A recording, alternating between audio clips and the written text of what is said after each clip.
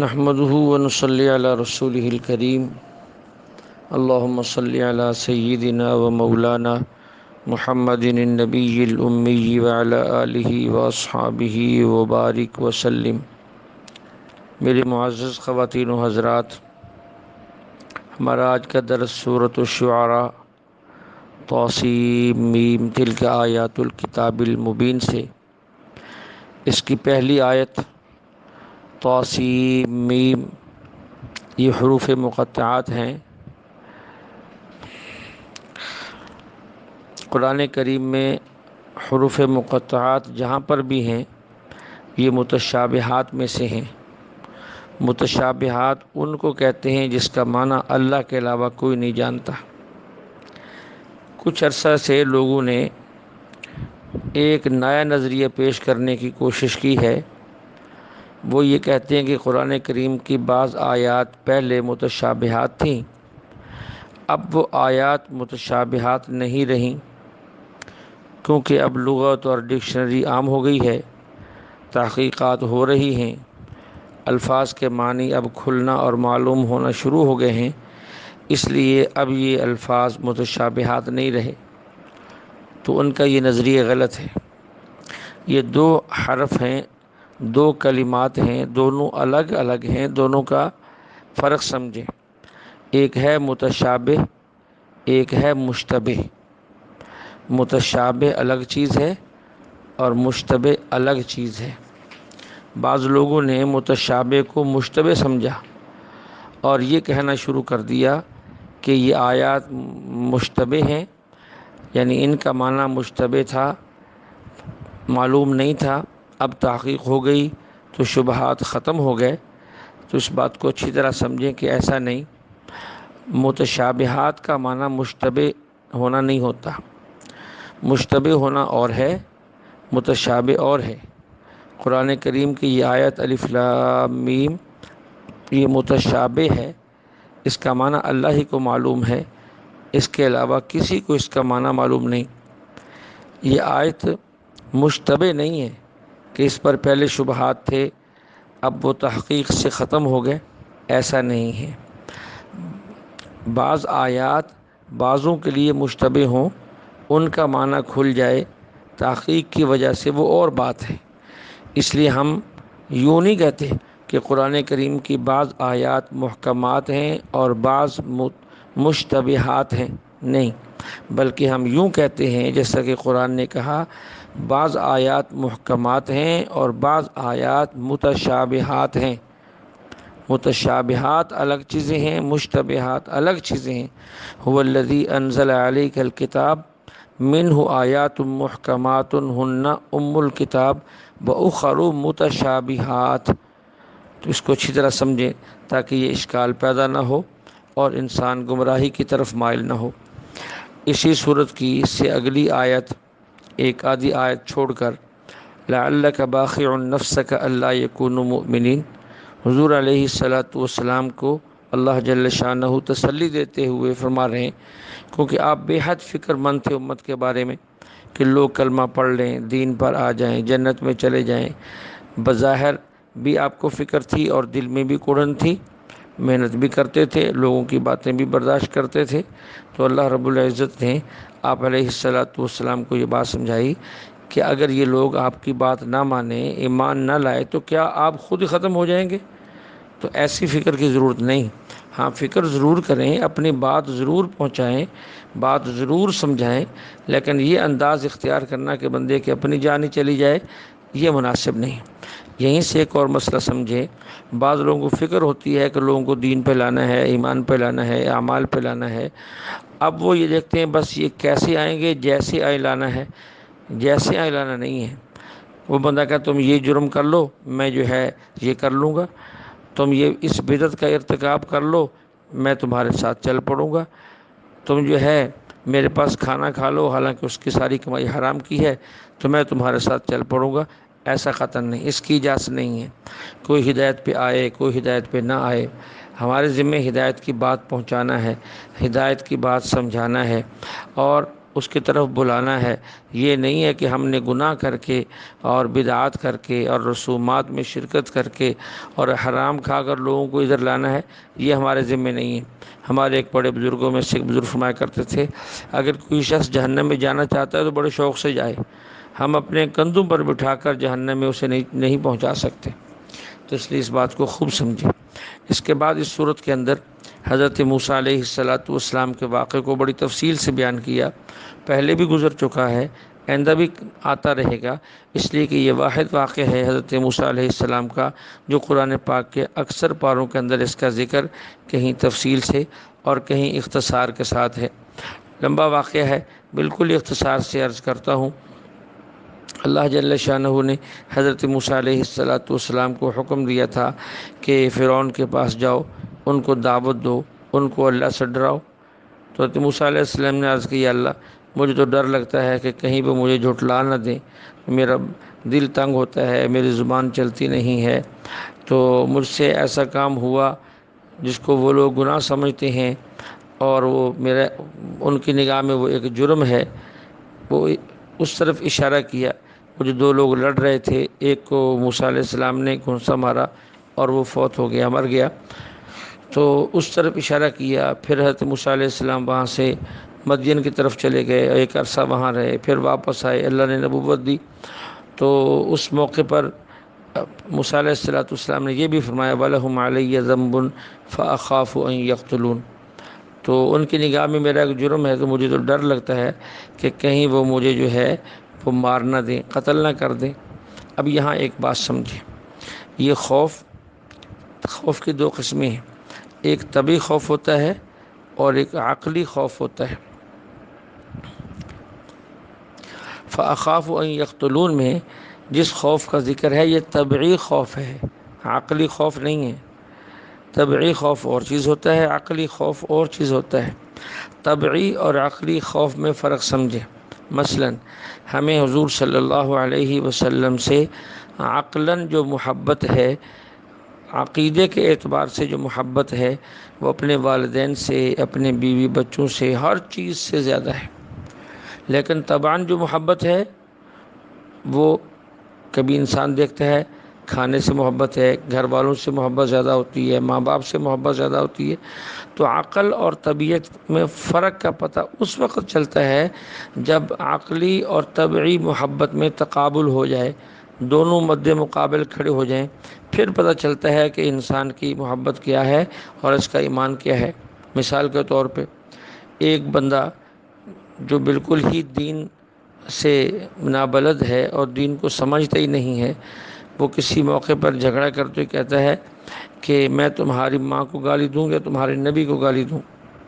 اب اس موقع پر بندہ کہتا ہے کہ پہلی بات تو یہ کہ آپ گالی دو نہیں، یہ برا کام ہے، اگر آپ نے ضرور ہی دینی ہے تو پھر میری ماں کو دے لو، ہمارے نبی علیہ السلام کو گالی مت دو، ورنہ ہم جان کی بازی لگا دیں گے۔ اب دیکھیں، عقلی محبت طبعی محبت پر غالب آ گئی، اسی کا نام ایمان ہے۔ عام طور پر عقلی محبت مغلوب رہتی ہے اور طبعی محبت جو ہے وہ غالب رہتی ہے، لیکن جب دونوں کا تقابل ہو جائے تو پھر عقلی محبت غالب ہو جاتی ہے اور طبعی محبت مغلوب ہو جاتی ہے۔ تو بندہ جو ہے بعض دفعہ ایسی باتوں کی الجھن میں پڑ جاتا ہے، پتہ نہیں میں مومن بھی ہوں کہ نہیں ہوں۔ نہیں، ایسی بات نہیں، ہمیں حضور علیہ السلام سے جو محبت ہے وہ عقلی طور پہ سب سے زیادہ ہے، لیکن طبی طور سے کبھی انسان کو اپنے گھر سے محبت زیادہ ہوتی ہے، کبھی بیوی سے ہوتی ہے، کبھی اولاد سے ہوتی ہے، کبھی ماں باپ سے ہوتی ہے۔ تو حضرت موسیٰ علیہ السلام کا یہ خوف یہ طبعی خوف تھا، عقلی خوف نہیں تھا۔ عقلاً تو ہر مومن سمجھتا ہے کہ اللہ سے ڈرنا چاہیے، تو اس لیے یہ بات فرمائی۔ اور آگے فرعون نے جو ہے موسیٰ علیہ السلام پر ایک احسان جتلایا، الم نربک فینا ولیدا ولبثت فینا من عمرک سنین، کہ تو عجیب ہے، پرورش ہم نے تیری کی، پالا ہم نے تجھے، سال ہر سال تو میرے گھر میں رہا، پھر تو نے یہ کیا، ناشکری کی اور بندے کو مار کے بھاگ گئے وغیرہ وغیرہ۔ تو یہ احسان جتلانے کی کوشش کی فرعون نے۔ تو اس پر موسیٰ علیہ السلام نے فرمایا، وَتِلْكَ نِعْمَةٌ تَمُنُّهَا عَلَيَّ أَنْ عَبَّدْتَ بَنِي اسرائیل، یہ جو تم احسان جتلا رہے ہو کہ مجھے پالا، اس کی وجہ یہ تھی کہ تم نے بنی اسرائیل کو غلام بنا رکھا تھا، غلام بنایا ہوا تھا۔ اور تم نے خواب دیکھا تھا کہ تمہاری حکومت چھن جائے گی، بنی اسرائیل کے بچوں کو قتل کرنا شروع کر دیا، اگر تم انہیں نہ مارتے، قتل نہ کرتے تو میں تمہارے گھر میں کبھی نہ پلتا۔ اللہ نے تمہارے گھر میں مجھے پالا ہے، یہ تمہارے گھر میں پلا ہوں، اس کی وجہ بھی تم خود ہو، اس لیے خام خواہ احسان جتلانے کی ضرورت نہیں ہے۔ اس طرح جو ہے یہ ساری بات پھر ان کو فرعون کو دعوت دی، اور دعوت دیتے ہوئے چلے گئے، حتیٰ کہ فرعون تنگ آ کر یہ کہنے لگا کہ اگر تو نے میرے علاوہ کسی اور کو معبود بنایا تو میں تجھے قید کر دوں گا۔ اس موقع پر موسیٰ علیہ السلام نے فرمایا کہ اگر میں کوئی معجزہ پیش کروں پھر؟ اس نے کہا ٹھیک ہے، اگر تم سچی ہو تو معجزہ لاؤ۔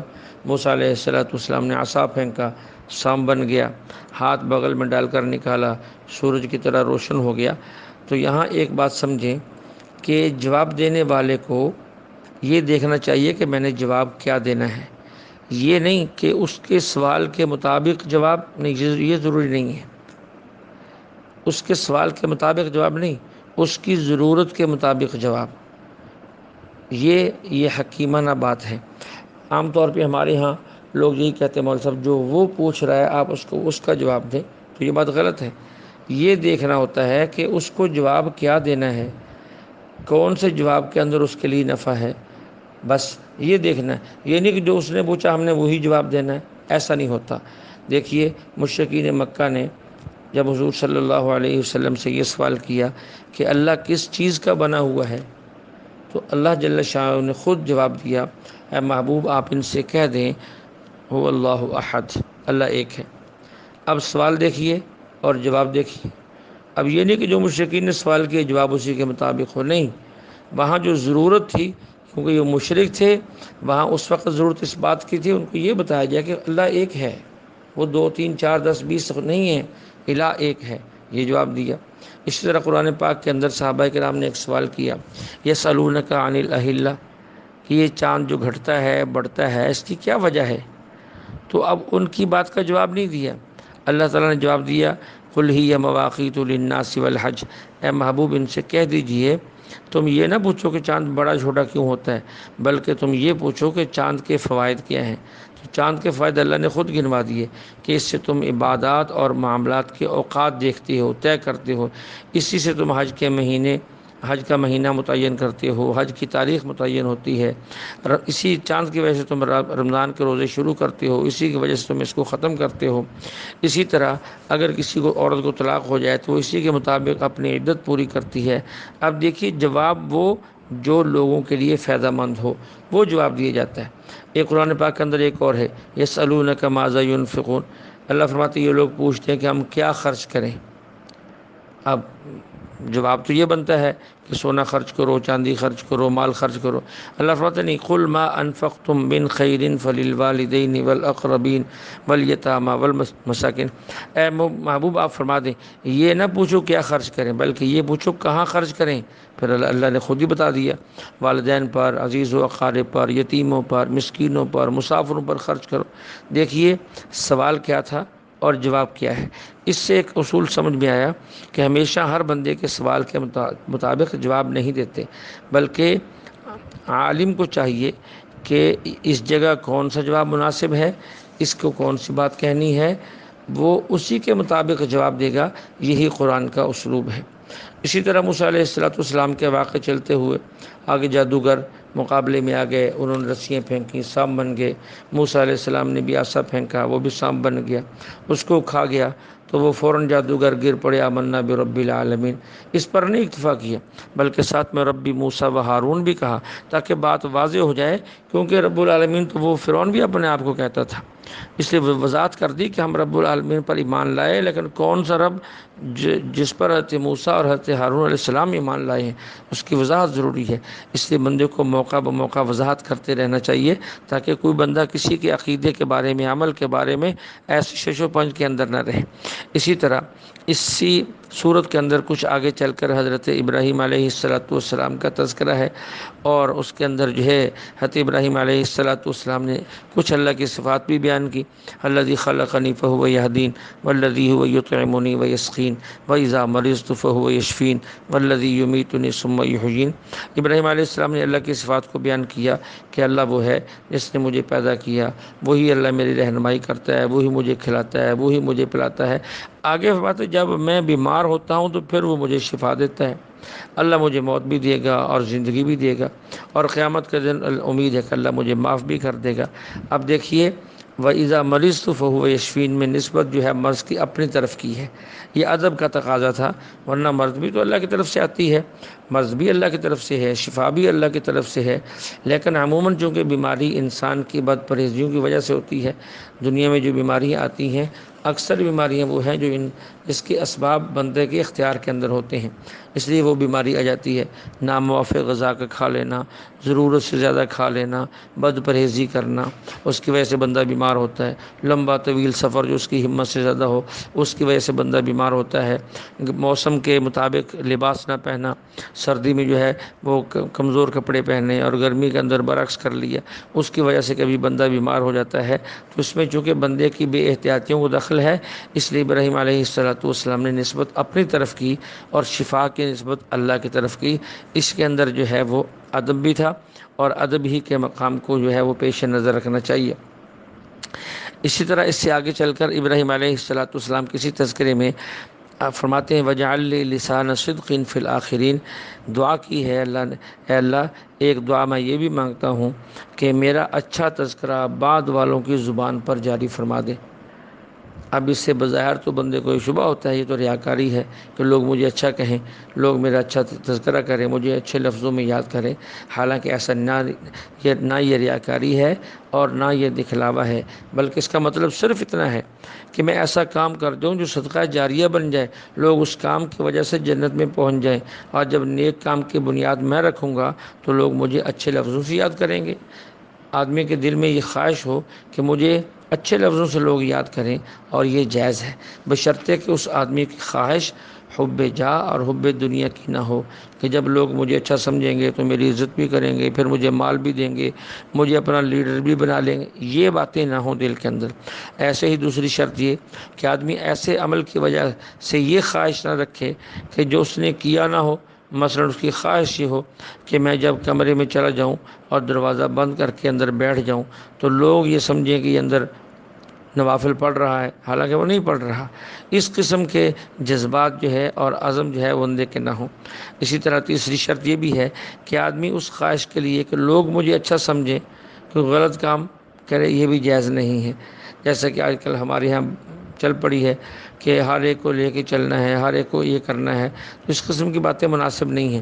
اس لیے جو ہے اس قسم کی دعا جیسے ابراہیم علیہ السلام نے کی ہے، اس کے اندر بالکل کوئی حرج کی بات نہیں ہے، کرنا چاہیے۔ ہمارے بزرگوں میں سے اکابرین میں سے ایک بزرگ تھے، میں نے بھی ان کی پاکستان میں بھی زیارت کی اور مدینہ منورہ میں بھی زیارت کی، حضرت مولانا محمد عاشق اللہ بلند شہری رحمۃ اللہ علیہ کے گھر پہ، مولانا ابرار الحق ہردوئی والے۔ ان کے ایک مرید نے خط لکھا کہ حضرت میں دکان پر بیٹھتا ہوں تو باتیں کرتے رہتے ہیں، ذکر نہیں ہوتا۔ حضرت نے جواب میں لکھا کہ تسبیح ہاتھ میں رکھا کرو، ذکر کیا کرو، اس سے انشاءاللہ ذکر میں اضافہ ہوگا۔ اس نے یہ شروع کر دیا، پھر خط لکھا کہ حضرت تسبیح ہاتھ میں رکھتا ہوں تو دل میں یہ خیال آتا ہے کہ لوگ مجھے نیک سمجھیں گے کہ بڑا نیک آدمی ہر وقت تسبیح چلاتا رہتا ہے۔ حضرت نے جواب میں لکھا تو ہم کیا چاہتے ہو کہ لوگ تمہیں برا سمجھیں؟ بھائی آپ کی خواہش نہیں ہے، لوگ اگر آپ کو اچھا سمجھتے ہیں تو یہ اللہ کی نعمت ہے، اللہ کا کرم ہے کہ لوگ تمہیں اچھا سمجھتے ہیں، تو اچھا عمل کرنا چاہیے۔ اسی طرح اس صورت کے اندر اللہ نے کئی سارے انبیاء علیہ السلام کا اختصار کے ساتھ ذکر کیا، ان کی دعوت کا اور ان کے قوم کے جھٹلانے کا، ان پر عذابات کا، ان کی بری عادتوں کا ذکر کیا۔ اس کے بعد جو ہے پہلا ذکر حضرت نوح علیہ السلام کا کیا، دوسرے نمبر پہ حضرت ہود علیہ السلام کا، تیسرے نمبر پہ حضرت صالح علیہ السلام کا، چوتھے نمبر پہ حضرت لوط علیہ السلام کا، چھٹے نمبر پہ حضرت شعیب علیہ السلام۔ ان انبیاء کے اور ان کی قوموں کے ذکر کی ہے کہ ان لوگوں نے کس طرح دعوت دی، قوم نے کیا جواب دیے، ان کے اندر کیا کیا وہ خامیاں تھیں جس کے لیے یہ لوگ آئے تھے ان کو سمجھانے کے لیے، لیکن وہ نہیں مانے تو اللہ نے سب کے سب کو ہلاک کر دیا۔ اور آخری رکوع کے اندر اللہ جل شانہ فرما رہے ہیں وَإِنَّهُ لَتَنزِيلُ رَبِّ الْعَالَمِينَ نَزَلَ بِهِ الرُّوحُ الْأَمِينُ عَلَى قَلْبِكَ لِتَكُونَ مِنَ الْمُنذِرِينَ۔ قرآن کریم کے اترنے کی تفصیل ہے کہ یہ اللہ کی طرف سے نازل ہوا ہے اور روح الامین لے کر آیا ہے، اور یہ قرآن آپ کے دل پر اتارا گیا ہے تاکہ آپ پیغمبروں میں شامل ہو جائیں تو جو لوگوں کو ڈراتے ہیں، اور یہ قرآن پاک عربی زبان کے اندر ہے۔ اس میں دیکھیے حضرت جبرائیل علیہ السلام کو روح الامین فرمایا گیا، اور کہ جبریل امین حضور علیہ السلام کے قلب اطہر پر وحی لاتے ہیں۔ یہ بات ہم بار بار کہہ چکے ہیں کہ عام انسان میں اور انبیاء میں فرق ہے، بلکہ ان کی ہر چیز میں فرق ہے۔ زندگی میں فرق ہے، نیند میں فرق ہے، موت میں فرق ہے، ہر چیز میں فرق ہے۔ جب عام انسان یعنی امتی سوتا ہے، اس کا دل بھی سو جاتا ہے، اس کی آنکھیں بھی سو جاتی ہیں، لیکن جب پیغمبر سوتے ہیں تو پیغمبر کی صرف آنکھ سوتی ہے، اس کا دل جاگتا رہتا ہے، دل نہیں سوتا۔ اور وہی جو ہے وہ پیغمبر کی آنکھ یا کان پر نہیں بلکہ دل پر آتی ہے، جیسے اللہ فرما رہے ہیں دل کے اوپر جو ہے یہ وحی آتی ہے۔ اس لیے انبیاء علیہ السلام کے جو خواب ہوتے ہیں وہ بھی وہی ہوتے ہیں، اس کا حکم بھی وہی ہے، جو بیداری کے اندر ہے وہی نیند کے اندر ہے۔ وحی کا تعلق پیغمبر کے قلب اطہر سے ہوتا ہے، دل سے ہوتا ہے۔ آپ علیہ السلام جاگ رہے ہوں، دل تب بھی جاگتا ہے، آپ سو جائیں دل تب بھی جو ہے وہ جاگ رہا ہوتا ہے۔ اس سے آگے چل کر اللہ نے شعراء کے بارے میں ان کی مذمت بیان کی ہے، کیونکہ شعراء عام طور پہ اسی قسم کا الٹ پلٹ کلام کہتے ہیں جس کے اندر جو ہے وہ خیالات اور ایسے ہی نہ ہونے والی چیزوں کے اندر مبالغہ آرائی، یا کسی ایک عورت کو لے کر یا کسی ایک منظر کو لے کر اس کے اوپر کلام کرتے چلے جاتے ہیں، تو اللہ نے اس کی تنبیہ فرمائی وَالشُّعَرَاءُ يَتَّبِعُهُمُ الْغَاوُونَ۔ اکثر شعراء کا حال یہ ہے کہ ایسے ہی گمراہ ہیں اور ایسے ہی خیالی وادیوں میں بھٹکتے رہتے ہیں۔ لیکن اگر کوئی دینی اعتبار سے شعراء کلام کریں، اللہ کی حمد کریں، حضور علیہ السلام کی نعت کہیں، صحابہ کرام اور صالحین کے بارے میں اچھے الفاظ کہیں، تو اس کی شریعت نے اجازت دی ہے۔ جیسا کہ خود حضور صلی اللہ علیہ وسلم حضرت حسان رضی اللہ عنہ کو اور دوسرے بہت سے صحابہ جو کہ شاعر تھے ان سے خود یہ فرمایا کہ تم میری طرف سے کافروں کو جواب دیا کرو، اور وہ جو ہے برسر ممبر جو ہے وہ اشعار کہتے تھے۔ آپ علیہ السلام خود بعض دفعہ ممبر اٹھا کے حضرت حسان کو اوپر بٹھاتے کہ میری طرف سے کافروں کو جواب دو تو روح القدس جو ہے وہ تمہاری مدد کرے۔ تو اس لیے ہر قسم کی شاعری ممنوع یا حرام نہیں ہے۔ دینی شاعری جس سے دینی جذبات ابھرے، جہاد کے لیے انسان تیار ہو، اللہ کی محبت پیدا ہو، حضور صلی اللہ علیہ وسلم کی محبت پیدا ہو، اس قسم کی شاعری جائز ہے، اور ایسے ہی فضول جو ہے وہ شاعری ساری منع ہے۔ اللہ جل شانہ سے دعا ہے اللہ ہمیں کلام مقدس کو سمجھنے کی توفیق عطا فرمائے۔ وآخر دعوانا ان الحمد للہ رب العالمین۔